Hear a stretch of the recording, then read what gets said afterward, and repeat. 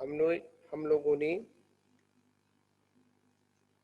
यहाँ पर आज हम लोग चोरी का लक्षण क्या होता है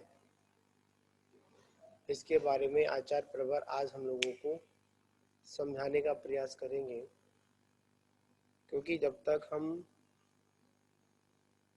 5 पापों के लक्षणों को नहीं समझेंगे,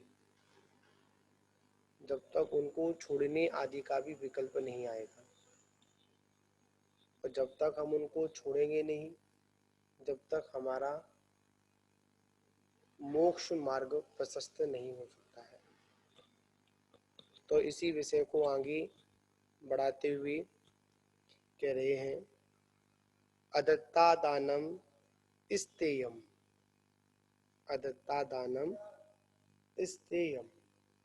तो कह रहे बिना दी गई वस्तु को लेना क्या कहलाता है? इस्तेय कहलाता है। इस्तेय का मतलब क्या होता है? चोरी कहलाता है। क्या कहलाता है? चोरी कहलाता है। किसी व्यक्ति की रखी हुई भूली हुई वस्तु को उसकी बिना आज्ञा के क्या करना? स्वीकार करना, तो वो क्या कहलाता है? वह चोरी कहलाता है। तो कह रहे हैं अदत्ता और अदान के अर्थ क्या है? यह शब्द है अदत्ता, अदत्त और अदान का अर्थ क्या है? तो कह रहे हैं दत्त मतलब दिया गया, ना दत्त इति अदत्ता, नहीं दिया गया, मतलब अदान ग्रहण करना। क्या करना? अदान ग्रहण करना, बिना दिए गए पदार्थों को ग्रहण करना क्या कहलाता है? अदत्ता दान कहलाता है। अदत्त अदत्ता दान कहलाता है। मतलब दत्त माने क्या होता है? दिया गया। क्या दत्त मतलब दत्त माने क्या होता है? दिया गया। और दिया गया, ना दत्त इति अदत्ता मतलब दिया नहीं दिया गया। क्या नहीं दिया गया? नहीं दिया गया। अदान ग्रहण करना, क्या करना? अदान अदान ग्रहण करना, बिना दिए पदार्थ का ग्रहण करना क्या कहलाता है? अदत्ता कहलाता है। यदि बिना दी गई वस्तु को लेना चोरी है, क्या कह रहे हैं? यदि बिना दी गई यदि बिना दी गई वस्तु को लेना चोरी है, तो कर्म नौ कर्म का ग्रहण करना भी चोरी हो जाएगा। क्या हो जाएगा? कर्म नौ कर्म का क्या हो जाएगा? वो भी चोरी हो जाएगा, क्योंकि ये किसी के द्वारा दिए नहीं जाते। क्या? ये किसी के द्वारा दिए नहीं जाते। प्रश्न करने वाले ने भी बड़ा एक मार्मिक प्रश्न किया है। क्या प्रश्न किया? कि यह प्रश्न किया कि मानते हैं आपने कहा कि बिना दी गई वस्तु, क्या बिना दी गई वस्तु क्या कहलाती है? चोरी कहलाती है। तो ये कर्म और जो नौ कर्म तो कोई देता नहीं है, तब वो भी चोरी कहलाएंगे। तो कह रहे हैं यह कोई दोष नहीं है। क्या नहीं है? ये कोई ये कोई दोष नहीं है, क्योंकि यहाँ लेना देना संभव होता है। क्योंकि जहाँ लेना देना संभव होता है वही चोरी का व्यवहार है। कर्म वर्णाओं में यह व्यवहार नहीं होता है। प्रश्न है कि जहाँ पर लेन देन की प्रतिक्रिया होती है वहां तो चोरी का प्रसंग आता है, पर जो हाँ जहाँ पर आदान प्रदान है, लेना देना संभव है, वहां पर चोरी होती है, वही चोरी का व्यवहार है। तो जो कारवाण जो कर्म वर्णाओं में ऐसा व्यवहार नहीं होता है, वहां पर कोई लेने देने का कोई प्रसंग ही नहीं है। भिक्षुओं के ग्राम नगर आदि में भ्रमण करते समय गली कूचा राज दर राज में कूचा और दरवाजा आदि में प्रवेश करने पर क्या आदित्य ग्रहण होगा? या कह रहे हैं कि जैसे कोई भिक्षुक है, वो कहाँ पर नगर ग्राम आदि में भ्रमण करते समय गली कूचा और जो दरवाजा आदि में प्रवेश करने पर क्या होगा? क्या वहां पर आदित्य मतलब वहां पर चोरी स्वीकार होगी क्या? तो कह रहे हैं ये कोई दोष नहीं है। क्या कह रहे हैं?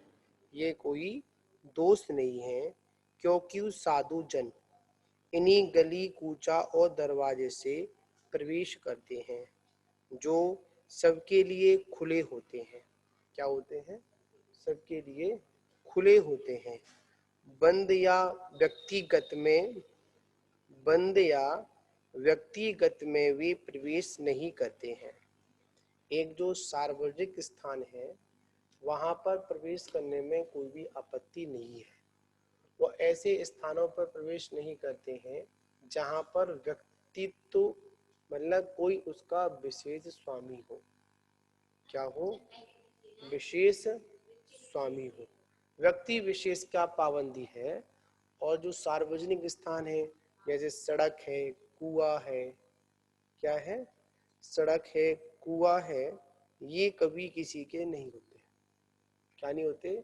सड़क, कुआं और संत ये कभी किसी के नहीं होते। ये क्या होते हैं? ये सार्वजनिक होते हैं। और सार्वजनिक स्थानों पर प्रवेश करने पर कोई भी आपत्ति नहीं है।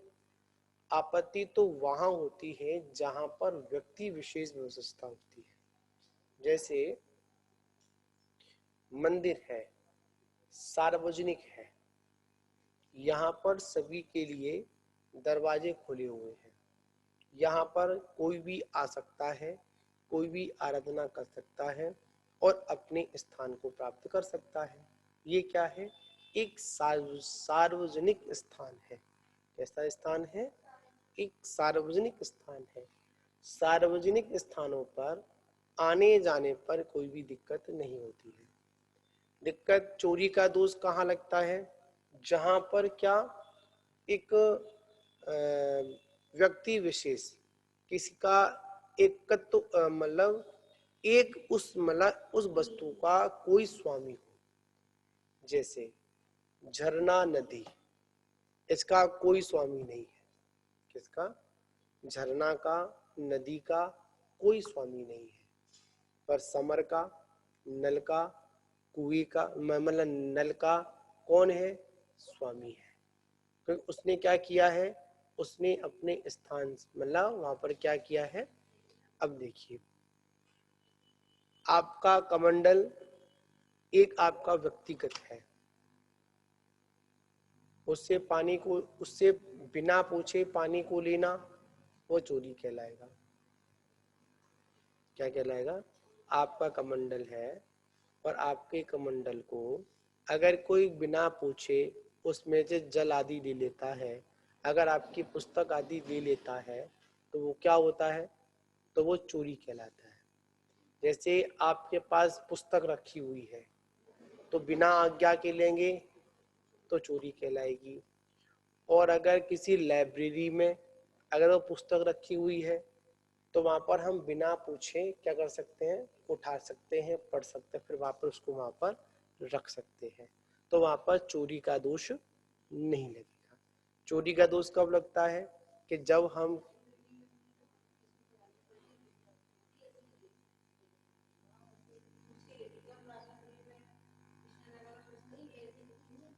एक यहाँ पर जो आप जो कह रहे हैं वहां से इशू करानी पड़ती है, ये बात बिल्कुल सही है। पर वहां पर एक व्यक्तिगत अधिकार तो नहीं है। एक वहां पर मैनेजमेंट के लिए उन पुस्तकों को महाराज जी अपने आवाज बढ़ा लो, कुछ थोड़ी सी हो जाए तो। अच्छा जी, आवाज कुछ कम आ रही। हाँ जी। तो वहां पर वो इसलिए है, होने का मात्र कारण यही है कि जो वहाँ पर लाइब्रेरी आदि में जो हम पुस्तकों को इशू कराते हैं उसका मात्र एक यही कारण है कि वो पुस्तक रिटर्न वापस लौट कर आ जाए और उसके मैनेजमेंट की भी व्यवस्था बनाई गई है। हाँ, कोई भी ले सकता है, उसमें कोई रोक टोक नहीं है। क्या नहीं है? कोई रोक टोक नहीं है। जैसे सरकारी वस्तु का कोई भी प्रयोग कर सकता है। और कोई अगर व्यक्तिगत व्यवस्था है तो वहां पर कोई भी उसका प्रयोग अगर करता है, बिना आज्ञा के प्रवेश करता है या बिना आज्ञा के वस्तु को लेता है, तो क्या होता है, वहां पर क्या लग जाता है, चोरी लग जाती है। ठीक है ना। तो जैसे रोड चल रही है तो कोई भी वहां से चल सकता है। क्या रोड चल रही है तो वहां से कोई भी आ सकता है, कोई भी जा सकता है। और अगर बंद है, ताला लगा हुआ है, तो अगर वो जबरदस्ती प्रवेश करेगा तो क्या कहलाएगी, वो उसकी चोरी कहलाएगी। दूसरी बात, भिक्षुक के गली आदि में प्रवेश कर, मतलब दूसरी बात, भिक्षु के गली आदि में प्रवेश करते हुए प्रमत्त योग का अभाव होता है। किसका होता है, प्रमत्त योग का अभाव होता है। अब यहाँ पर कह रहे हैं, मार्ग में एक प्रश्न हमेशा आता है, तो क्या करना चाहिए। मार्ग में किसी की सोने चांदी आदि की कीमती वस्तु उठाकर उसे शुभ काम में लगा देना युक्त है या अयुक्त है। मतलब आपको कोई सोने आदि की वस्तु मिली और हमने उसको उठाया और क्या किया, किसी अच्छे कार्य में उसको लगा दिया, तो ये उचित है या अनुचित है। तो ऐसी जगह हमको क्या करना चाहिए। तो कह रहे हैं, यद्यपि शुभ काम में लगाने के परिणामों से उठाना युक्त है। यद्यपि जिसकी वस्तु है, यदि वो वहां खोजने आवे और ना मिले तो उसके परिणामों में संक्लेश होगा। अतः वह वस्तु ली जाए या नहीं ली जाए, यह संक्लेश रूप परिणाम के साथ ही प्रवृत्ति होती है, वहां चोरी है। उत्तम तो यह है कि पर द्रव्य की ओर दृष्टिपात ही नहीं होना चाहिए। क्या नहीं होना चाहिए, तो उसकी तरफ हमारी दृष्टि ही नहीं जानी चाहिए। अगर हमारी दृष्टि जा रही है तो कहीं ना कहीं क्या हो रहा है, उस वस्तु को उठाने का भाव हुआ, तो क्या हुआ, चोरी आदि। मानते हैं कि किसी के यहाँ पर पैसे गिर गए या कोई कीमती वस्तु आदि गिर गई, तो हमने क्या किया, उसको उठाया, झट में मंदिर के भंडार में डाल दी। पहली बात तो हमने किसी की आज्ञा से नहीं डाली, जिसकी वो वस्तु थी हमने उस मालिक से पूछकर उस वस्तु को दान नहीं किया। क्या नहीं किया, उस वस्तु का दान नहीं किया। तो एक तो वो पाप बिना आज्ञा वाला चोरी का चल रहा है। उसके बाद में अगर कोई व्यक्ति खोजता खासता हुआ, और व्यक्ति की जब वस्तु खोती है तो वो कहाँ कहाँ जाता है, जहां जहां वो पहले जा चुका है वहां वहां जाता है, और वहां वहां पर कोने कोने में एक बार नहीं हजारों बार वहां देखता है। और जब वस्तु उसको वहां नहीं मिलती है तो क्या होता है, संश्लेषित परिणाम होते हैं। कैसे परिणाम होते हैं, संश्लेषित परिणाम होते हैं। उन संश्लेष परिणाम के कारण क्या होता है, वो दुखी होता है। क्या होता है, दुखी होता है। तो यहाँ पर क्या, अतः वह वस्तु ली जाए या नहीं ली जाए, जहां संश्लेष परिणामों की प्रवृत्ति है, तो वो क्या कहलाती है, वह चोरी कहलाती है। क्या कहलाती है, चोरी कहलाती है। तो अच्छा तो क्या है, हम उसकी ओर दृष्टि ही ना डालें। क्या ना डालें, उसकी ओर क्या ना डालें, दृष्टि ही ना डालें। तो क्या करें, तो यहाँ पर वही प्रसंग याद आता है, धूल पर क्या धूल डालोगे। क्या प्रश्न आता है, धूल पर क्या धूल डालोगे। क्या सामने वाला क्या है, धूल है। तो वो कथन नहीं आता, दो लोग जा रहे थे, तो कहीं पत्नी की नजर, कहीं पत्नी की नीयत खराब ना हो जाए, तो उसने क्या किया, पति ने उस पर क्या डाल दी, धूल डाल दी, कहीं ये इसको लोभ ना आ जाए। ठीक है भाई, लोभ ना आ जाए, ऐसी प्रवृत्ति उसकी हुई। बात नहीं हुई क्या, कॉल लगा दो, कॉल लगा दो। क्या कि उसने क्या किया, कहीं इनकी प्रवृत्ति, इसकी पत्नी प्रवृत्ति ना हो जाए, तो पत्नी ने पूछा क्या कर रहे हो, कि कुछ नहीं, यहाँ पर सोना था उस पर धूल डाल रहा हूँ। तो उसकी पत्नी ने क्या बोला, उसके कितने उत्कृष्ट विचार थे, कि आप धूल पर क्या धूल डाल रहे हो। क्या बोला, आप धूल पर क्या धूल डाल रहे हो। ठीक है ना।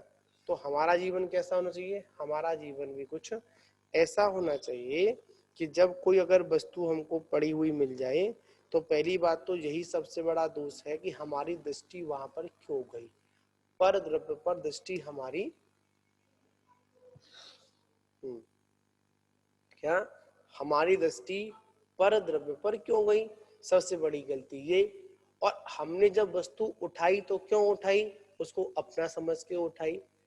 तो कहीं ना कहीं उस वस्तु को हड़पने के, कहीं ना कहीं मानते हैं आपका शुभ काम में लगा दिया, पर जहां पर संकलेशता हो रही हो, अब आपके मन में ये भी लगा रहेगा हमने दे तो दी है, कहीं किसकी वस्तु है, कैसे क्या है, तो ये भी संकलेशता हमारे जीवन में बनी रहती है।